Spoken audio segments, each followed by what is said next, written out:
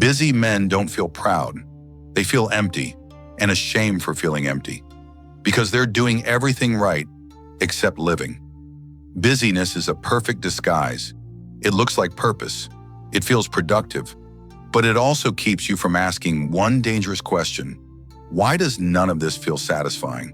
You wake up already behind, phone in hand before your feet touch the floor, messages waiting, meetings scheduled, projects overdue. By 9 a.m., you've already answered 40 emails about things that don't matter. By noon, you haven't touched the work that actually matters to you. By evening, you collapse. Not from effort, from emptiness. This is the pattern most men refuse to acknowledge. They confuse motion with meaning, activity with purpose, a full calendar with a full life. You tell yourself, I'm building something, I'm providing, I'm responsible, and you are. But underneath that narrative sits a quiet shame you don't name. Because if you're doing everything right, why does it feel so hollow? The shame comes from a specific contradiction. Society taught you that busy equals valuable, that productivity equals worth, that a man who works hard deserves respect, so you work harder. You take on more projects, more responsibility, more obligations, and the emptiness grows because busyness was never the problem. Misalignment is every action you take that doesn't reflect who you actually are creates a small tear in your internal fabric. Every yes you give to something you don't care about is a withdrawal from your limited reserves. Your spirit keeps a ledger, and right now you're operating at a deficit. This isn't about work-life balance. That phrase assumes the problem is quantity. It isn't. You could work 12 hours a day and feel alive if those 12 hours aligned with something real inside you. The issue is that most of what fills your day serves someone else's agenda. Your boss's quarterly targets, your partner's expectations, your own outdated ideas about what success should look like. None of it is yours, and your body knows. That exhaustion you feel at the end of the day, it's not from doing too much. It's from doing too much of the wrong things. Energy doesn't vanish because you used it. It leaks through misalignment. Think about the last thing you did that genuinely mattered to you. Not something you thought should matter. Not something that looks good. Something that felt necessary on a level you can't quite explain. How long ago was that? Most men can't answer quickly because they've been so busy managing appearances that they stop tracking what actually feeds them. This creates a specific kind of shame. Not the shame of failure, the shame of succeeding at the wrong thing. You're climbing the ladder, making the money, checking the boxes, and you feel nothing.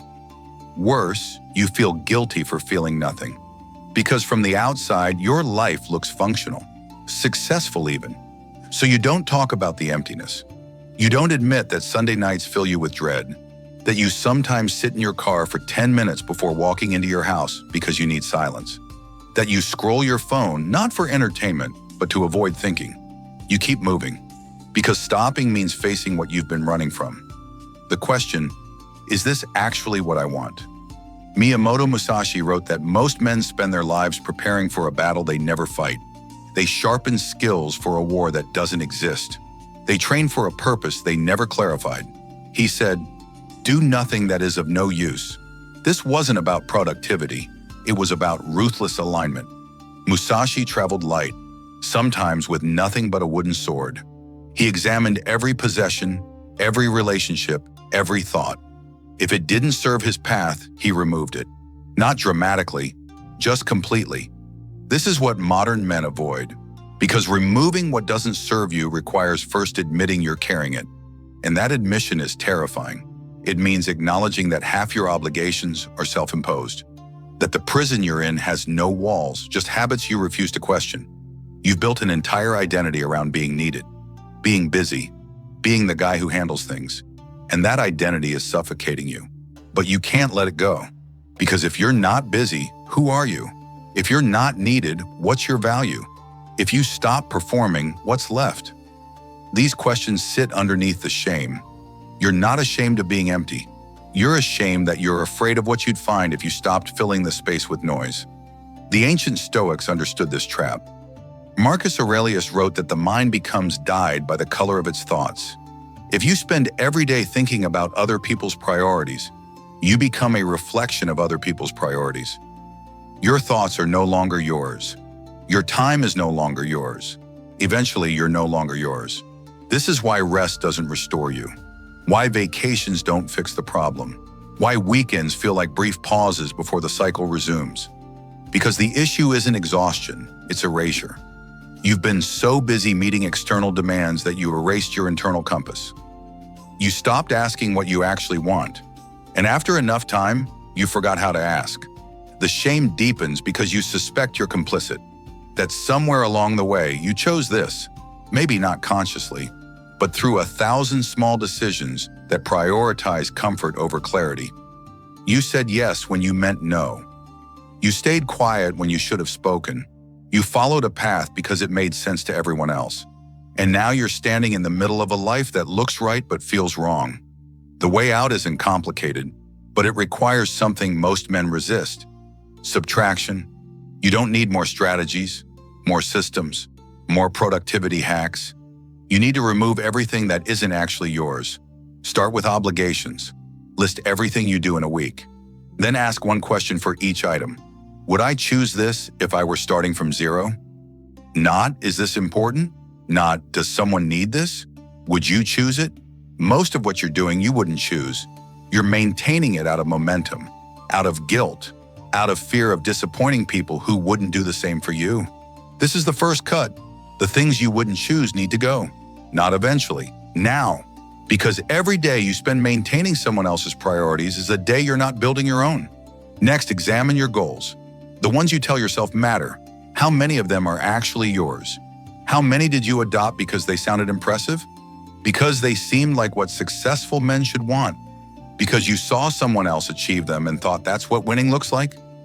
Real goals don't need justification. They don't require explanation. You feel them in your body before you understand them in your mind. If you have to convince yourself a goal matters, it doesn't. And pursuing goals that don't matter creates the exact emptiness you're experiencing. You're succeeding at things that don't feed you. That's not success. That's a sophisticated avoidance. The Zen monks practiced something called zazen, sitting meditation. No goal, no agenda, just sitting for hours. Most men can't do this for 5 minutes. Because when you stop moving, you have to face what you've been avoiding. The silence reveals what the noise was covering, and what it reveals is usually uncomfortable. You realize how many of your thoughts aren't yours, how many of your beliefs are inherited, how many of your fears are imagined. You realize you've been living on autopilot, responding to stimuli instead of choosing your direction. This is why busyness feels safe. It creates the illusion of agency. You're doing things, therefore you must be in control. But you're not in control, you're in reaction. Every notification pulls you. Every request redirects you. Every expectation shapes you. You're not driving, you're being driven. And deep down you know it. That's the shame.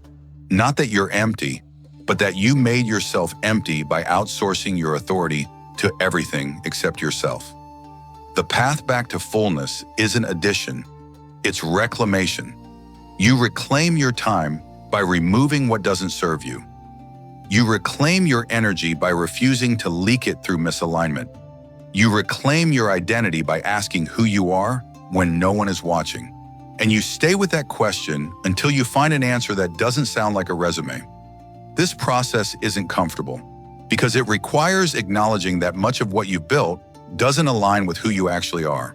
Some relationships will end, some projects will stop, some identities will dissolve.